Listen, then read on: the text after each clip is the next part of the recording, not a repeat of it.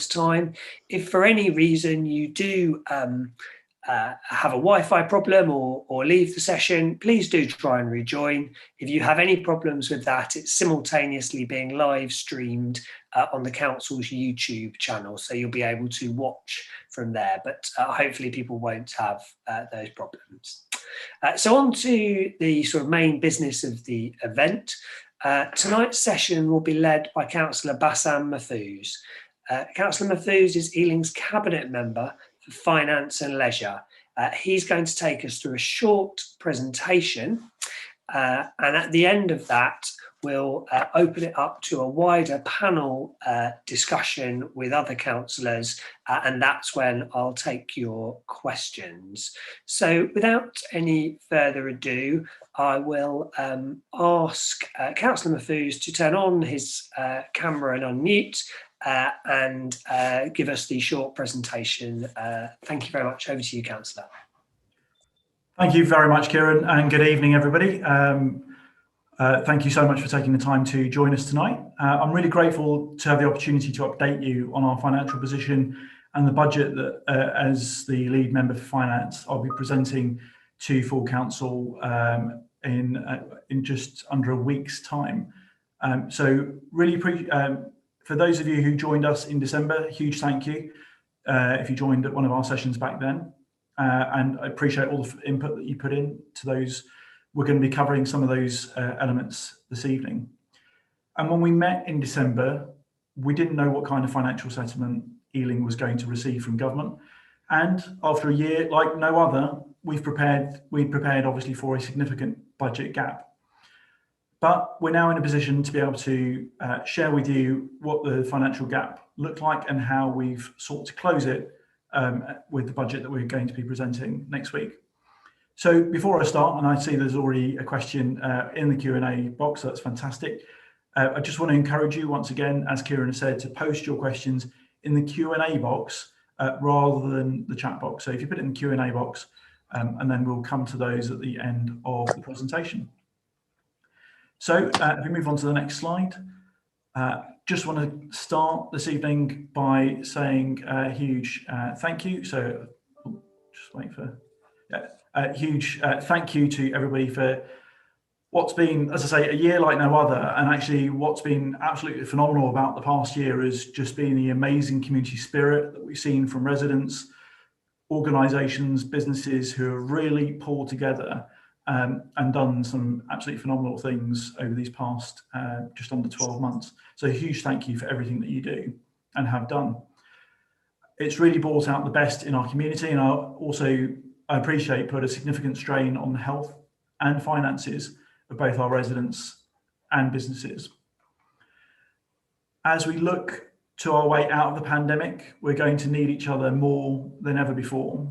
And after a decade of cuts to government funding, you'll appreciate that Ealing Council is used to dealing with difficult budget rounds.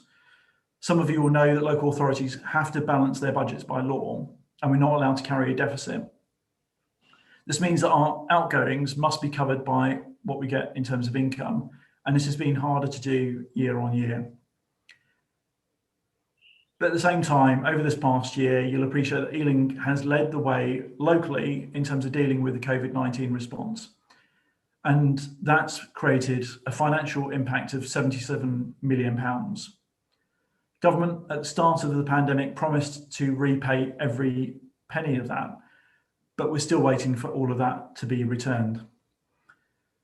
We expect the financial impacts of COVID, of course, not just to last this year, but to last for many years to come, sadly, and have a continued impact not only on our own income, but of course of many of our residents and of course on businesses and organisations across the borough. And that will have a knock-on impact in terms of our ability to be able to collect council tax and business rates.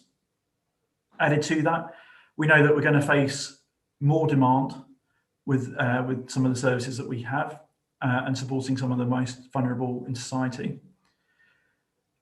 One of our big jobs at the moment is to protect, housing and support those in our communities who have been hit the hardest.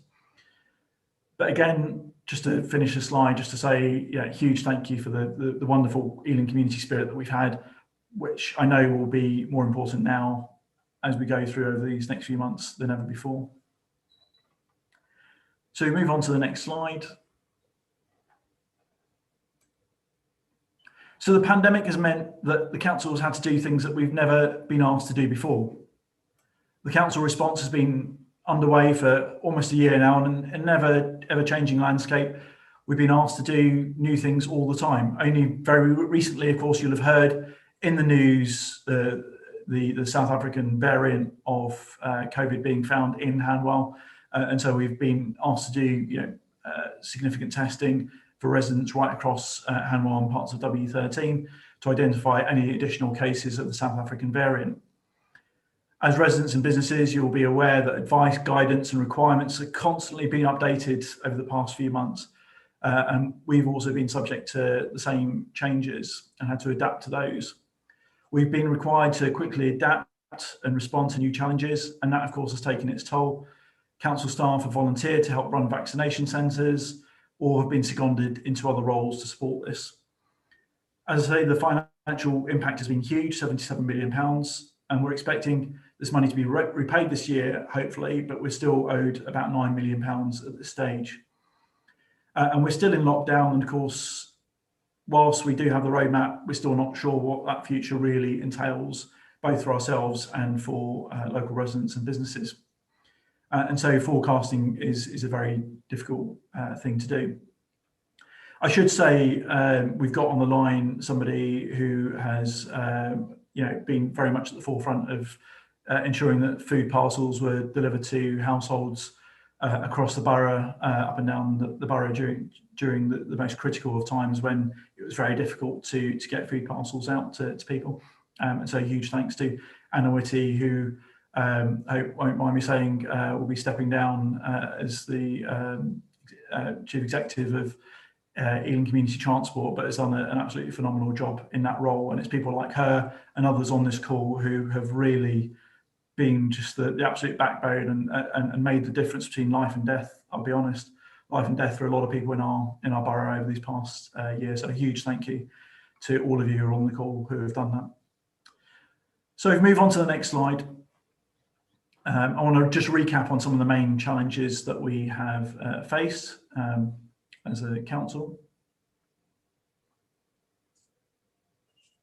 Just facing some technical issues there. There we go. So those of you who came to the session back in Christmas will be familiar with these images. And I just want to take a quick recap as to where we are, particularly if you haven't seen these before. So this slide shows the main pressures on our budget. And the chart shows the drop in our core grants since 2010, and it shows that clear, stark downward trend. And we now are £143 million less well off a year from government grants than we were in 2009, despite the fact that actually at the same time the demand has been going in the opposite direction and has increased, especially in children's services and the area of housing and homelessness. So just to put that in some context, that means for every pound that we used to receive, we now receive a mere 36 pence. So that's a significant drop in funding from government. So far, we've actually been able to deliver against that challenge with our Future Ealing programme, which had focused on transforming services, being more modern and efficient, preventing problems before they happened, and getting better value for money from our contracts.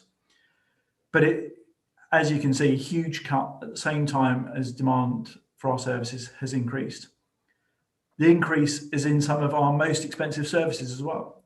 As I said, supporting our most vulnerable children and support towards some of our most vulnerable adults, those with special educational needs, learning difficulties, being asked to do more to support them, but without the funding to match.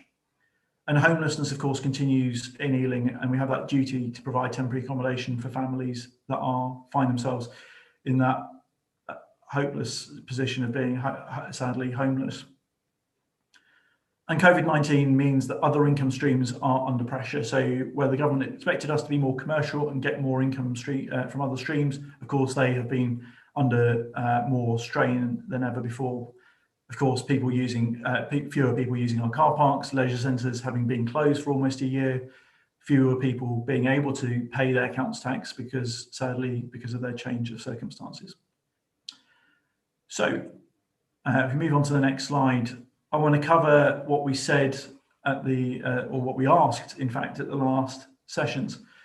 So we engaged you and asked the questions during our sessions before Christmas with some polls. We asked, if you were to help us choose which of our budget setting principles was the most important, which would you choose? And so I'd like to just show quickly some of the results of those polls and the question that we got asked in that first poll, which was in terms of our budget setting principles. And as you can see, right at the top of that list was protecting the most vulnerable, and almost 40% of people who attended said that should be our top priority as we set our budget. And then the next one down with 21% was providing services that really matter to local people. So we've taken that on board when we've been setting our budget principles, as I can come back to talk about a little later on. So we move on to the next slide, and it was asking in relation to if we were to try and balance our budget, in addition to the 5% council tax increase that the government is expecting, where should we focus our efforts? And if we reveal all the results, again, half of you had said that you would prefer us to increase our income through fees and charges, whereas a quarter of you had said equally in terms of reducing to position of statutory services only, so those that we are legally obliged to provide, whereas a quarter of you had said that we should actually maybe reduce the level to which we deliver our legally obligations, but maintain some of the other services such as libraries and so on. So that's what you said, and that's what we've taken on board and listened to as part of our budget setting process. So I mentioned that 5% council tax increase before, and again, what I want to point out here is that every year at this time, we have to set the council tax levels, and we have to make a recommendation to full council as part of this budget, which meets next week in relation to that, to decide what the council tax level should be. Now, we never want to increase the council tax, but this year the government funding has been very clear, and this isn't just sort of my opinion or opinion of some of my colleagues, but as you can see here, newspapers and headlines from right across the political spectrum stating that when Rishi Sunak stood up in Parliament about November last year with a comprehensive spending review, contained within that was very clearly an expectation that local authorities up and down the country would raise the full increase of council tax and the social care precept, which collectively are just shy of 5%, in order to balance the books and cover some of the costs that we would have to bear in terms of delivering services to local residents. So that's the maximum that's allowed without going to a local referendum, and that was those are the sorts of figures that Rishi Sunak, the Chancellor, had built in to his financial proposals. What that does is that brings in circa around £7.24 million, which means that going back to those principles that you talked about, if we're able to do that, then what that means is that we don't have to make £7.24 million worth of cuts or savings to services that would impact on the most vulnerable residents in our borough, because that's what we would have to do as an alternative. And equally, last year we introduced what I would term as a progressive council tax support scheme. And what that means is that you would say to me, well, what about those people who cannot afford to pay the council tax increase? And what we've done is that we've put in place that safety net, that protection in place in order to support those residents who will not be able to pay their council tax through the council tax support scheme that we put into place. So if we move on to the next slide, just to tell you a bit about what that means. So each 1% increase on the council tax brings in roughly £1.4 million worth of extra income to the council. And of course, if we didn't take that, we'd have to make a 1% cut. So £1.4 million worth of savings. So, that money will absolutely be there to support with supporting some of our biggest challenges that we have around the extra demand, around social care, those young people with special educational needs and disabilities, and those housing challenges. But even that £7.24 million won't be enough in itself to close that gap. What does it mean? Well, it's roughly 93. It is £93.43 extra a year on an average Band D property. So that's average of £1.80 a week. And the GLA takes £363.66 of that, which is just over 21% of the total bill in terms of council tax contribution. So if we go on to the next slide. So when we talked about last time round a gap of just under £28 million, how did we go about looking to close that? Well, as you can see again from the slides here, we've got the council tax rise. You can see in the bottom right hand corner of 7.243, contributing about a quarter of the savings. Then we've got, in terms of business rates, income from business rates that we weren't expecting, about 3.35 million. And we have had one-off grant. I should be very clear that it's one-off grant from government to help close that gap of just over £10 million. And then in addition to that, over £7 million, or about £7 million of what we've termed as future Ealing savings, which I'm going to talk about a bit more in the next slide. But what you can see there, before I go on to that, just go back to that slide. That £10 million, what that does is that kicks the can slightly further down the road, because what that means, of course, is that £10 million gap still exists and it's added on to the challenges that we have for the financial year thereafter. So if we do, now move on to the next slide. So we talked about, in terms of the principles of protecting our most vulnerable, and what I'm delighted to say is that this is a budget that not only balances the books, but also delivers on our key pledges, our key priorities, and does exactly what you asked us to do at the last set of meetings that we had, where you asked us to protect the most vulnerable. And so I'm delighted to say that we are obviously continuing our council tax support scheme, which, as I say, is a progressive system to support those people who are impacted by the regressive impact of council tax, at a time when we know that more and more people, sadly, are going to be impacted not only from the health impact of COVID-19, but the financial and economic fallout of COVID-19 as well, and potentially will be even worse at some point this year. I'm also delighted to say that we have extended full exemption of council tax for care leavers up until the age of 25. So all of our Ealing care leavers, once they leave care, they will not, if they are the main council taxpayer on a property, they will be exempt from paying council tax for those next few years. We've been able to introduce that. And we are also making significant investments to protect the most vulnerable further, with almost £15 million invested into children and young people services. And we've made a decision to invest £400 million in Broadway Living. That is our registered housing provider, to build 1,300 of our target of 2,500 genuinely affordable homes. So we've got that target of 2,500 genuinely affordable homes by the next election. But this registered provider will significantly help us contribute towards that total and beyond 2022 as well, as you can see there. In addition to that, we're investing in our roads and pavements with just over £5 million, and we'll be bringing a report to the next cabinet meeting that will talk about which roads and pavements we'll be looking to invest in. And we're also, you'll appreciate that recycling is really important as well, and so we'll be investing £500,000 to increase food waste recycling, which is probably the most important area of recycling that we can look to increase. And you'll appreciate as well the importance of getting people fit and active after this long series of lockdowns and so on.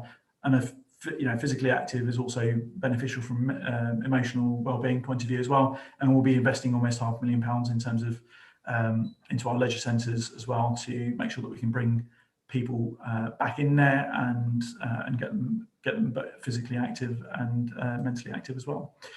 So, in summary, if we move on to the next slide. So just the takeaways, I guess, from my presentation are that the context is that we have faced over the past 10 years 64% cut in government funding. We have sought to prioritise and protect the most vulnerable through those measures that I've talked about. There is that imposed council tax of 4.99% that we are having to passport through.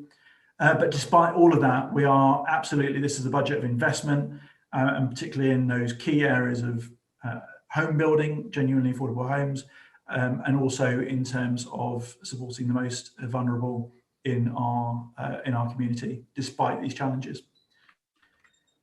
So move on to the next slide. Just want to, before we move on to the questions, remind everyone of that opportunity to get involved in your local community. There are so many people, as I say, doing their bit, getting involved and making Ealing an even better place to live.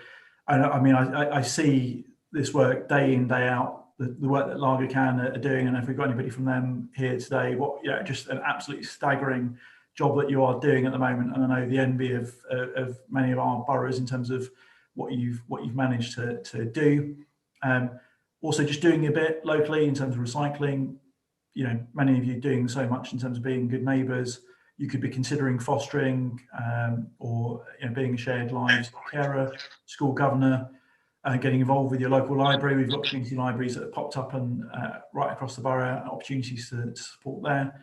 Or of course you can volunteer. And at the go-to website to find out more about these things is dosomethinggood.org.uk. So at this point, I'm going to hand back to Kieran, and he'll guide us through the Q&A session. So thank you very much for listening, and look forward to going through some of your questions. Thank you, Councillor Mahfouz, for the presentation. So as Councillor Mahfouz has said, we're now going to move into the Q&A part of the session. We've got a good amount of time and the questions are flowing in. I'm pleased to say, as well as Councillor Mahfouz, we're joined by Councillor Julian Bell, the leader of the council. So you can put I'll be putting your questions to both Bassam and Julian. I've got 20 or so questions have come in. I'm going to try and take them in groups of 2 or 3 just for ease, and obviously try and group them as well. You can obviously post new questions whilst we're working through, and I'll keep an eye on the chat, and you can also continue to vote for other people's questions if you are also interested in the answer. So I think there's a kind of theme of questions, councillors, first up around housing. So there's 3 questions on different aspects of housing, which I'll try and come to. The first is from Sama Sally, I hope I'm pronouncing that correctly, which is, has the council made any plans to have accessible housing options for residents in the borough? And what priority or support, financial or otherwise, is available for first-time buyers to actually access those? So there's a question about housing provision. And then got 2 questions more on the investment side of housing, which are from Liz Thrussell, who's asking, did the council have failed property investments which are resulting in income loss or debt and driving the financial pressures and council tax rise? And possibly a related question, which is from Paul Manku, who's asking, how does the council justify the tens of millions of pounds in startup costs for Broadway Living? Broadway Living is the council's housing company for residents who aren't familiar with that. Why did we do that? Why did the council make that decision, and then it's quite a long question, so I won't read it all out. But the gist of it is that has that impacted on the revenue position that Councillor Mahfouz has outlined this evening? So perhaps Councillor Mahfouz, I'll come to you first, and then Councillor Bell afterwards, if that's okay. Great, thank you, and thanks, Summer, for the question. So in terms of accessible homes, and I don't know if you mean physically accessible in terms of financial. So I'll cover both off to cover off both those elements. So all properties, obviously, that are built are in terms of DDA requirements, so disability access, and they're what's called sort of lifetime accessible. So so should you move in and then you unfortunately be in a position where you have to go into a wheelchair, for example, that actually you wouldn't need to make adaptations or too many adaptations to your property to be able to continue to live in it. So from that point of view, in terms of accessible from a financial point of view, which is possibly where you're coming from on it, that's why we have this pledge to deliver 2,500 genuinely affordable homes. So these are homes that are within a reasonable level of rent or of shared ownership. So where it's with the threshold effectively of the sort of percentage rate of the average earnings within the local area being spent on rent or shared ownership costs. So most of those properties that we're building are for rent, in terms of the ones that we're actually leading on, or where other developers are building on them, then we're expecting them to give percentages that are for rent. In addition to that, obviously, there's also shared ownership properties that are built as well. You'll be aware of a number of schemes that are being made available for first-time buyers to support with costs around that. But even so, you'll appreciate with given where property market is in Ealing, sometimes even a shared ownership property, you may need to have two incomes to be able to afford to move into those sorts of properties. But what we are doing is to try and what we are addressing and rebalancing the number of properties that are genuinely affordable versus those that are just built for private sale. Do you want me to stop at that point, Kieran, and let Julian come in as well? Yes, why don't we go to Councillor Bell there, and obviously feel free to come back in afterwards if there's anything else you wish to say, Councillor. Thanks, Kieran, and good evening, everybody, and thank you, Bassam. In terms of the question about whether we had any failed property investments, Liz, the answer is no. We were very cautious. Some councils did do this, and they're now reaping the problems that has brought. Certainly, if they bought into retail shopping centre properties, they've got real problems as a result of COVID. We didn't do that, so we don't have that problem, and we were very prudent, and I think that's proved to be our caution has proved to be wise. In terms of Paul's question, in terms of justifying the Broadway Living borrowing, the first thing to say is that we do have a housing crisis in the borough, and particularly genuinely affordable homes, and that was what we stood on as our flagship manifesto commitment in 2018, that we would build during this 4-year administration 2,500 genuinely affordable homes, and we have to do that in a variety of ways. The government has cut the subsidy for affordable homes massively. That happened back in 2010, a 64% cut in government subsidy for genuinely affordable homes, and so if we want to provide those genuinely affordable homes, we have to work with the private sector, with developers, and maximise the amount of genuinely affordable homes through those Section 106 agreements that we have with them, and doing things in partnership with them as well. We also work very closely with the housing associations, but primarily with the current state of the market. If we want to build genuinely affordable homes, the quickest and the best way to do this is to do it ourselves and to use council land that's not required any longer and is available for us to build genuinely affordable homes. So we've set up Broadway Living as a council-owned housing company.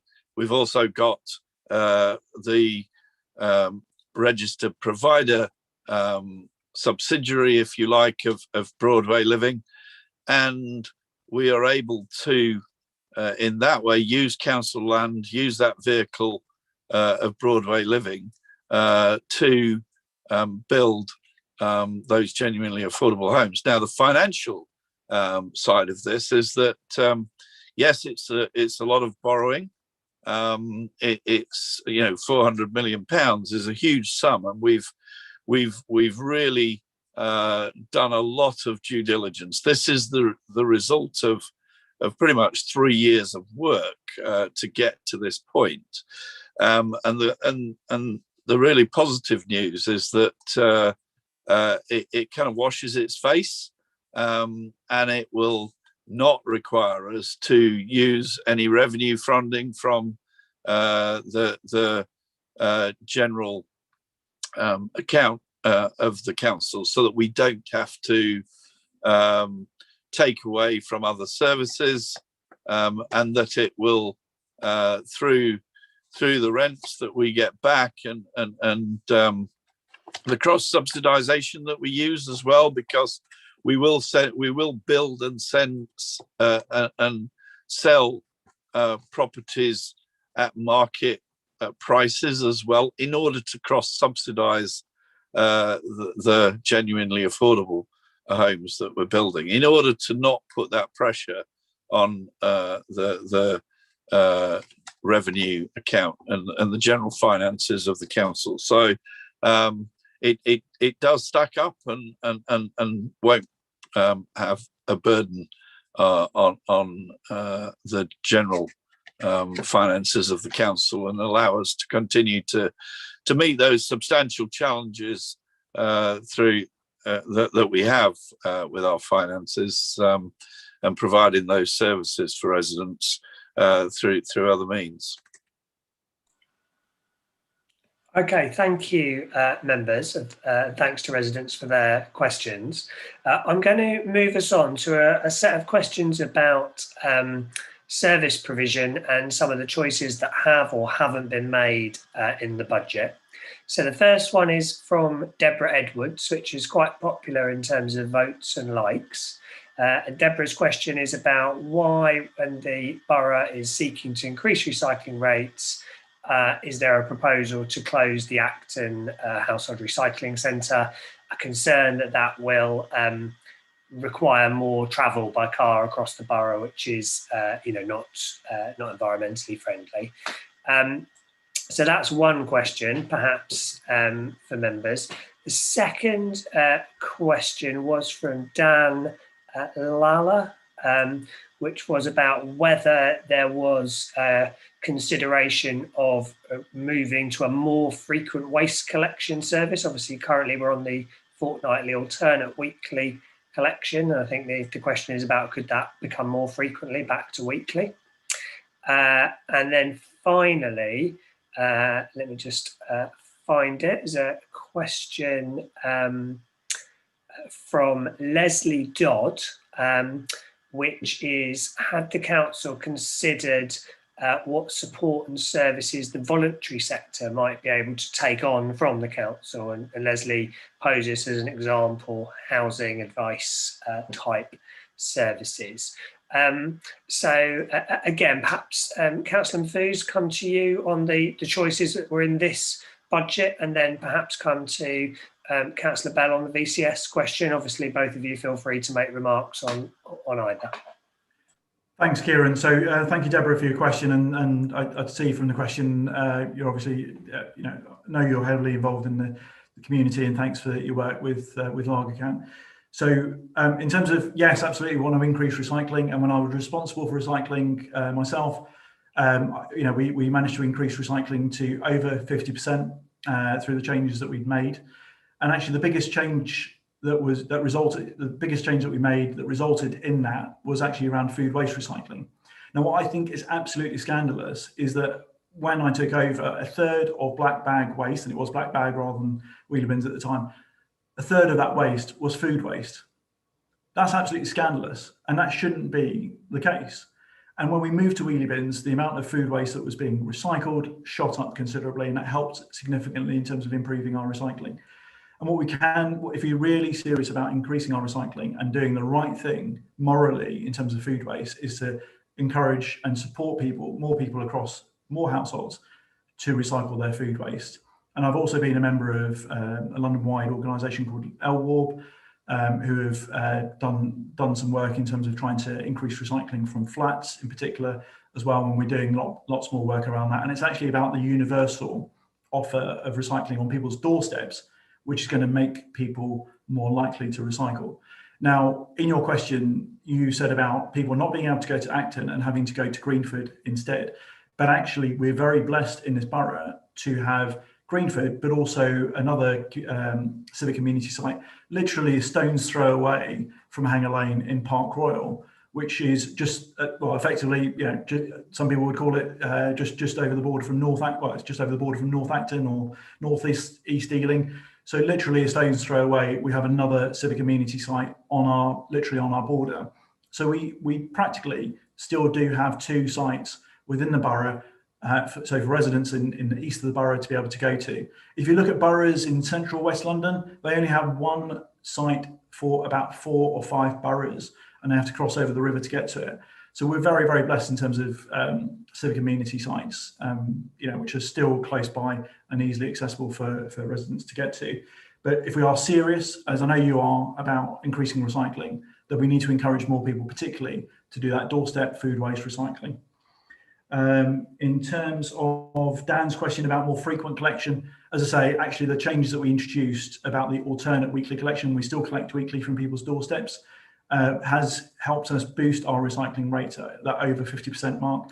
We were at one point the second best borough for recycling in London, and I think that's something to be really proud about, and that's something that we would want to retain and build upon rather than going backwards. We're looking at how we would go forward.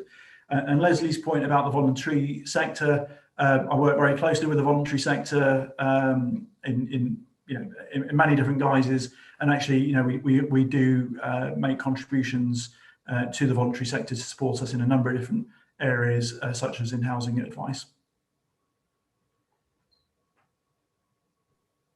Thanks, Bassam.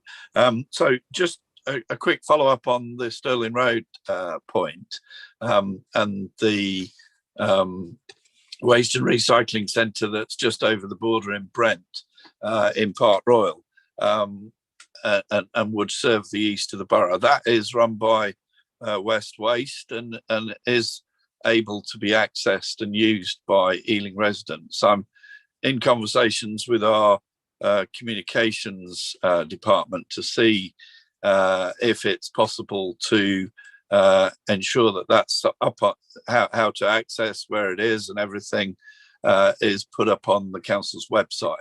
And so hopefully that will resolve that problem, and people won't have to go to Greenford. They can go to Park Royal, and for people in the east of the borough, that shouldn't make too much of a difference. In terms of what services can the voluntary sector provide, clearly, we've seen through the response to the pandemic the value and the enormous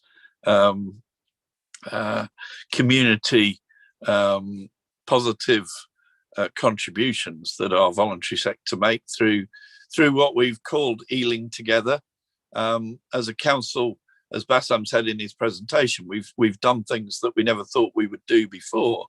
All those food parcels. But as the pandemic went on and the first lockdown was lifted, it was clear that we weren't going to be in to long-term food distribution as a council, but yet there's still been an ongoing challenge with that. And so we've worked very closely with our food banks and various food provision voluntary groups to ensure that those who are shielding, those who are clinically extremely vulnerable and not wanting to go out, and that they get their food. And so it's been a fantastic collective effort.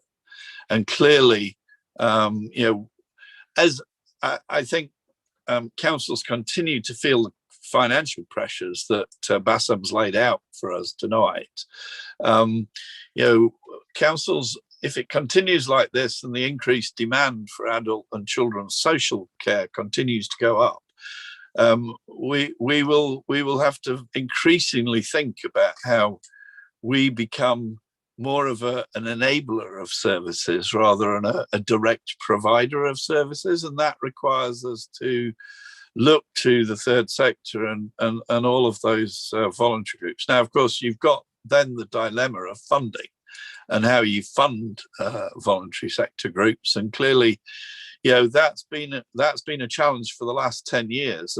And again, I think in Ealing we've worked really maturely, and we've had a kind of agreement with the voluntary sector that we wouldn't take funding away at any greater level than the council was being cut.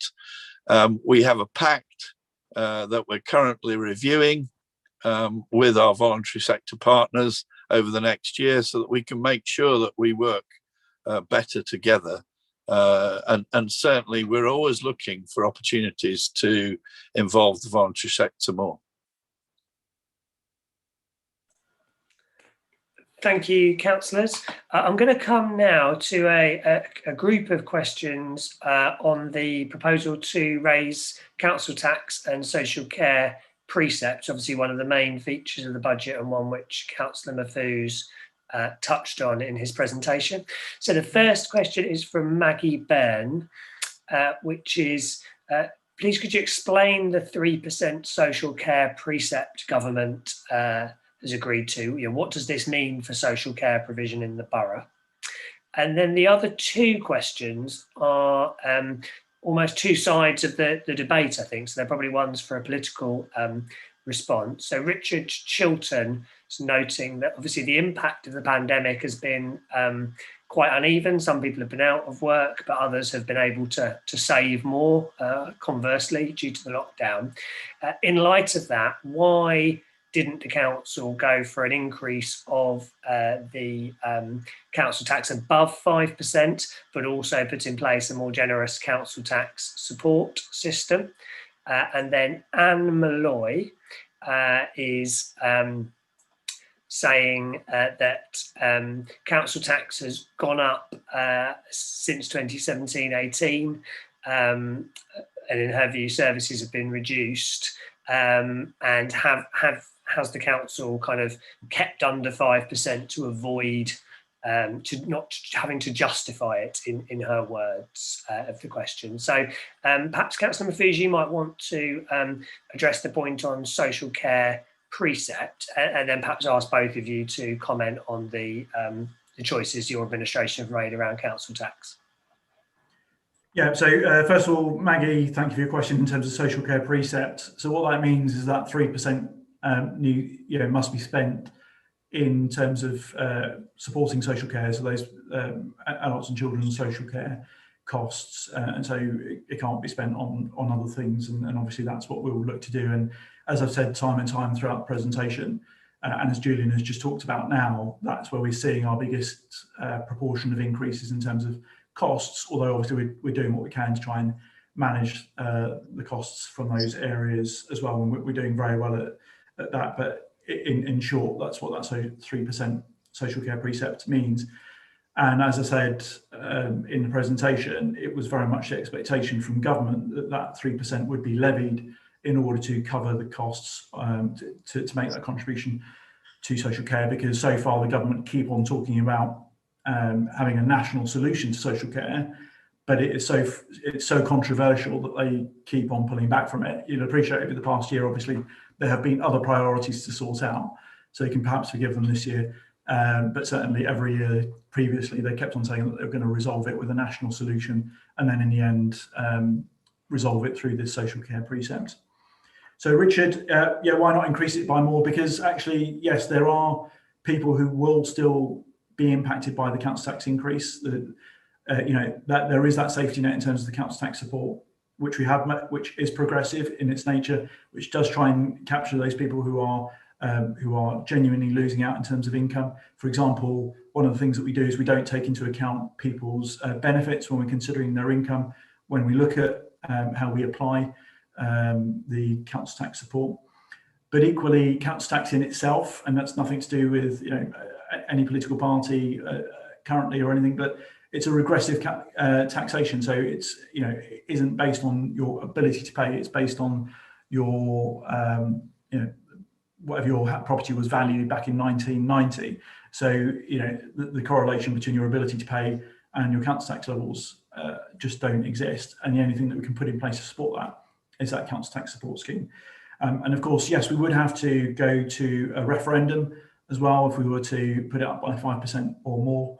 And quite frankly, I don't think anybody really wants to be in a position where we're going trying to have another vote on something else in relation to that. And equally, if we can try and balance the books by taking appropriate measures internally and saving people from the cost of having to go through another election, just to look at that as well, then yes, why would we not look to do that?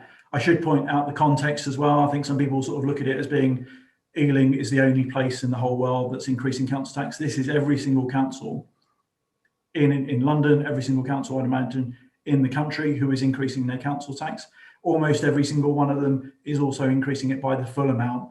And as I've said, those newspapers, they weren't by any way sort of Labour-leaning newspapers. We had the Express, the Mail, and others, all very, very clearly saying that actually this is a council tax imposed by Rishi Sunak as part and parcel of his comprehensive spending review. He stated that there would be a 5% real terms increase in terms of spending, core spending power for councils, but actually more than half, almost 64%, in fact, 64.6% of that was through the council tax and social care precepts being levied to the maximum amount. And so actually, if we do not do this, then we're effectively not passing on what the Chancellor has already stated that he wants us to do.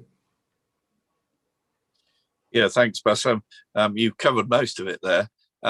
What I would say is in terms of the 3% for social care precept,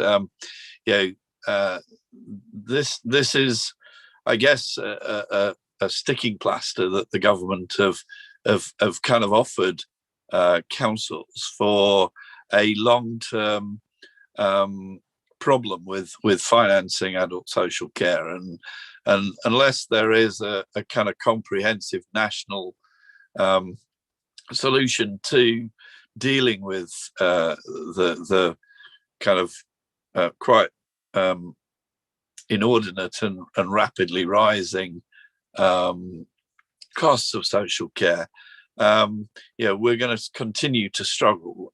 It is sticking plaster. It's not enough. It doesn't really resolve the financial problem of a rising elderly population and an increasing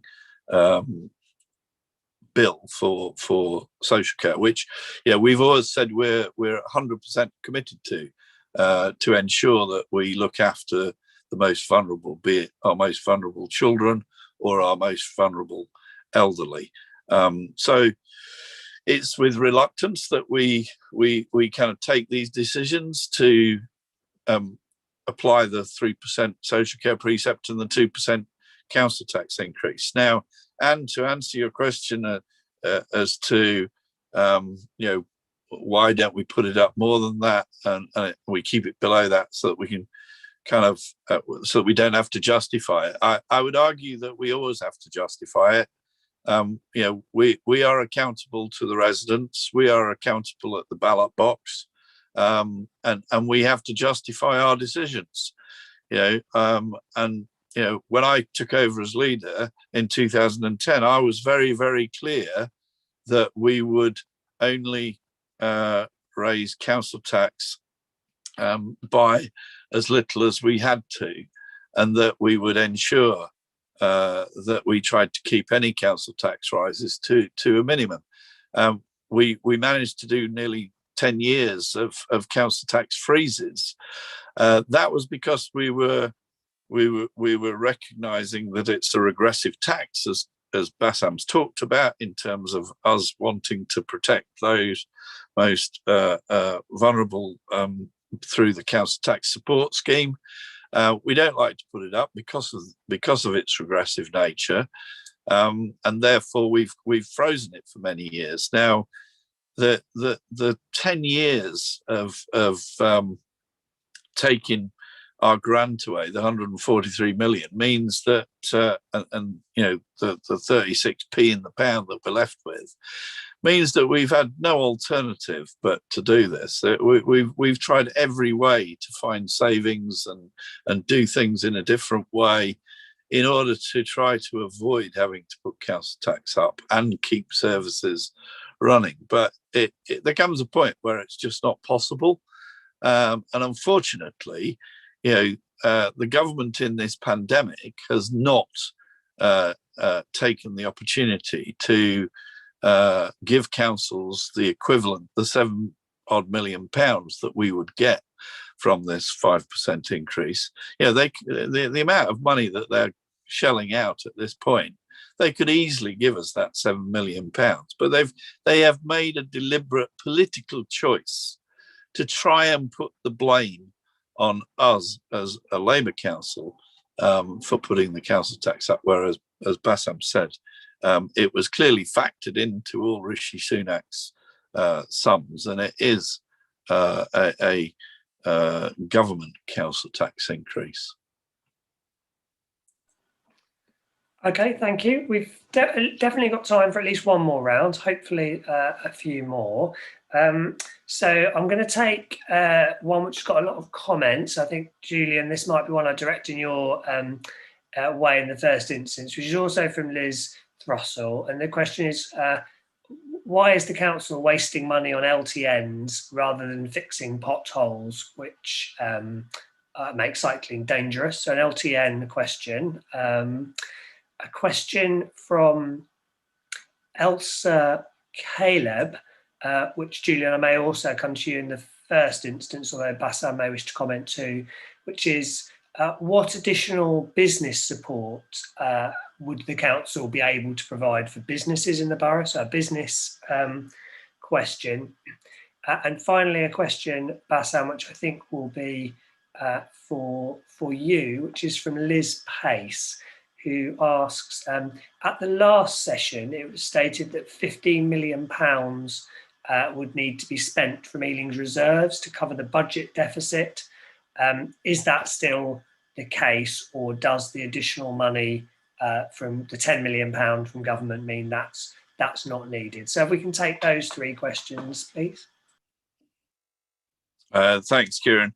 So in terms of LTNs, the funding that we got for low traffic neighbourhoods was ring-fenced and discrete funding just for those active travel schemes that we've been implementing. It was money from government that came via Transport for London, and essentially there were a number of different schemes that we used that specific funding for.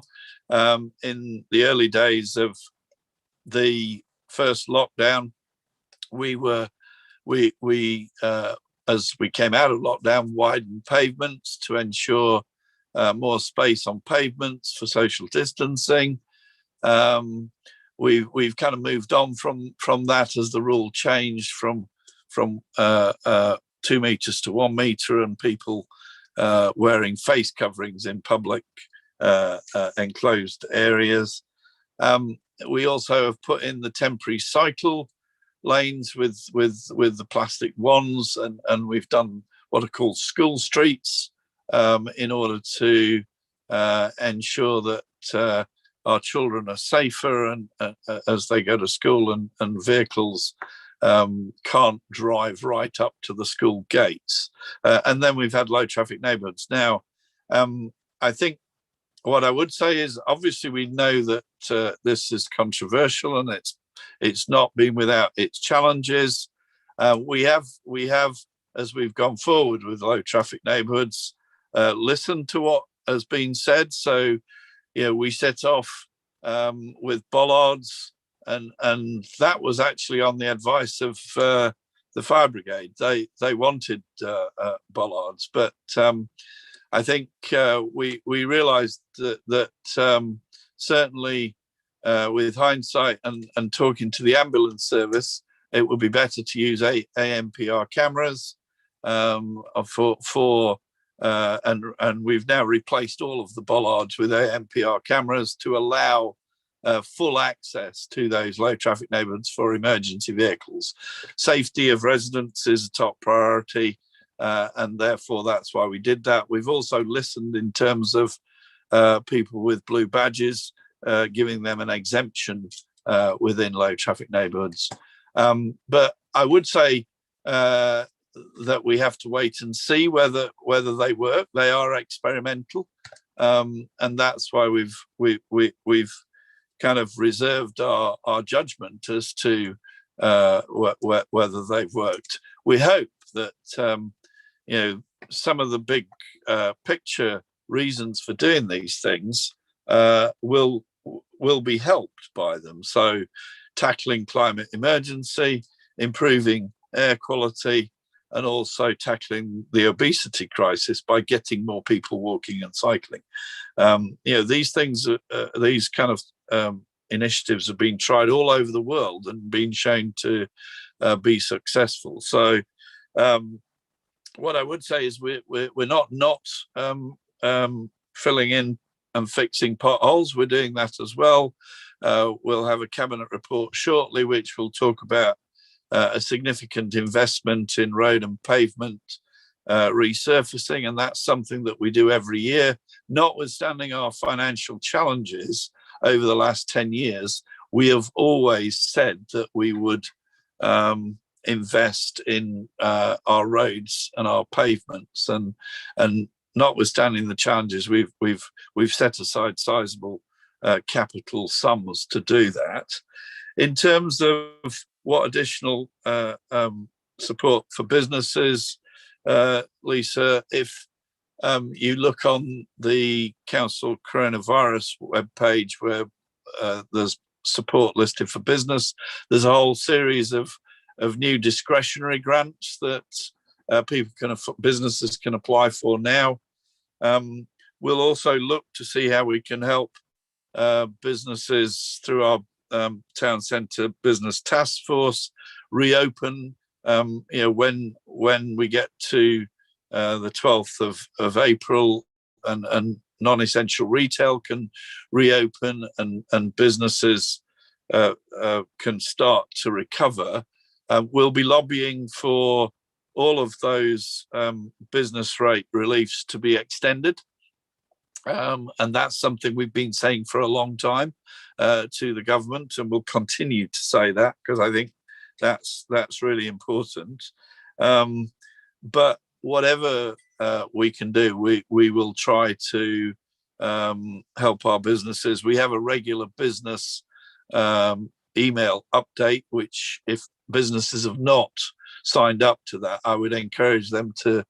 If again, you can sign up for that on the coronavirus web pages, support for businesses, and that gives you a weekly update pretty much in terms of what help we're giving to businesses, and hopefully that will be useful. Thanks. Yes, I'll just add very, very quickly to what Julian said there, because I appreciate the time is against us. So I've just put in the chat box the link to that page that Julian referred to, which talks about the different grants that we are making available. That will open on Friday. So if you know a business that has missed out on other government grants, What we've tried to do is make sure that the £8 million that we have available to issue in terms of discretionary grants to local businesses is really aimed at trying to plug some of the significant gaps there have been in terms of financing, in terms of the business support that's been made available through government. I should say that, you know, at the start of this pandemic as well, we actually led the way, not only locally but nationally, in terms of how we issued out government relief, the business grant relief and support to businesses across the borough. We were actually top in the country in terms of issuing the grants to businesses. And actually to date, the most recent figure is that we've distributed £99 million worth of grants and £59 million worth of relief. So as I say, Friday is the day in terms of when we'll be opening up our additional restrictions grant. I've just sent the link round in the chat box to see, share more details of how that will work. So please, if you're a business owner or if you know somebody who is and has been really hit hard by the pandemic, then please do direct them to that page. And as Julian has said, please do get them to sign up to the email, which we're sending out on a weekly basis, which will keep them up to date with what funding is available for them to be able to apply for. Liz's question about reserves, really, it goes back to the point I made during the presentation, Liz, in terms of whether the government does stump up the cash for this financial year that they promised that they would. If they do stump up the cash as they have promised, but we keep on waiting for that money to come through, then we won't have to tip into reserves. But if they don't stump up the cash, then clearly we will sadly need to dip into reserves. Thank you, councillors. I'm conscious we've run slightly over time. Inevitably, there are still questions we haven't got to, but there's more than just one or two. I don't think we'd be able to get to them all. So I think we're going to have to draw it to a close there. My apologies to residents who've posted questions that we haven't had a chance to get to, but I hope the range of questions that we've covered has been useful and informative to you. Just before we wrap up, just wanted to say thank you to everyone for giving up their time to hear about the council's budget. Particularly grateful to everyone who also fed into the sessions pre-Christmas in the development of those proposals. So we, as a council, we do value your input and your engagement. So thank you. Thank you to our panel, Councillor Mahfouz and Councillor Bell, for their time. Thanks also to my colleague Ross Brown, who's the Chief Finance Officer, and his team for supporting the session and the work on the budget. As I say, I hope you found the session informative. If you have feedback on how we've run the sessions, we're keen always to think about how we can engage effectively. There should be shortly coming up on screen an email address to provide any feedback to us. I'm afraid I can't commit that that's a dialogue process immediately back, but certainly if there's reflections on the budget engagement process, please do share them. A recording of the session, as I mentioned at the outset, would be available on our YouTube channel. So if you do want to go back or clarify anything or misheard anything during the session, then that facility is available to you. Certainly on my screen, we seem to be having a bit of a problem projecting that content point. Thankfully, the technical issues only come right at the end. So what I'll suggest we do is I'm sure we've got the ability to perhaps follow up with attendees and share that feedback route if people want to offer it. So thank you again for your time and have a very good rest of the evening. Thank you. Thank you and good night, everyone. Yeah, good night, everybody. Thank you.